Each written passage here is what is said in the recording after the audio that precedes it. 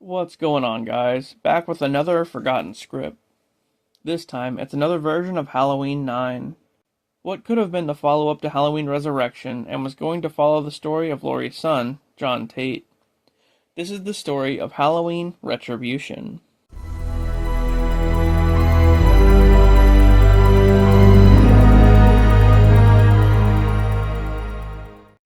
So, in 2003, two British writers, Jim Keble and Duddy Appleton, wrote a script for a sequel to Halloween Resurrection. The film opens on Halloween night in 1964 as a young Michael Myers is speaking with a doctor, presumably at Smith's Grove Sanitarium, where Michael was taken after he killed his sister the year before.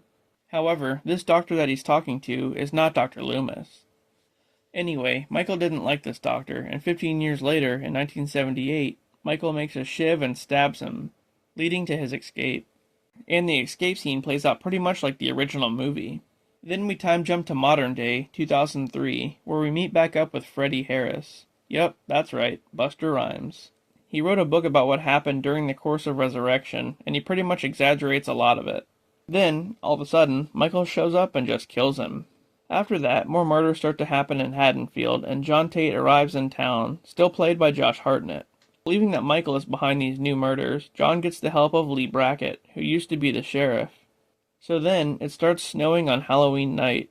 A group of teens are wanting to have a party, and they choose a huge building to have it in. The problem is, the building that they chose is the now abandoned Smith's Grove Sanitarium. Great choice. Some other things happen, like Michael showing up at Smith's Grove and killing off some of the teens. And it all leads to Brackett and John going there to confront Michael. John ends up fighting Michael on a frozen lake outside the building. Ultimately, John gets the better of Michael and kills him with an axe. Then, he picks up the mask. The end. Well, it's definitely a different direction to go in. Michael in the snow. So why didn't this movie get made? Well, at the time, this was going to follow Resurrection. But then, Mustafa Akkad passed away.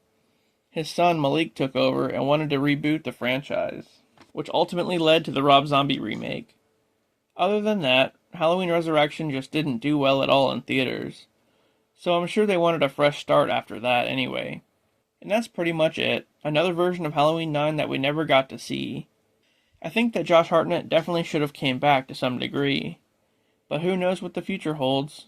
Alright guys, well thanks for watching, and I'll see you later.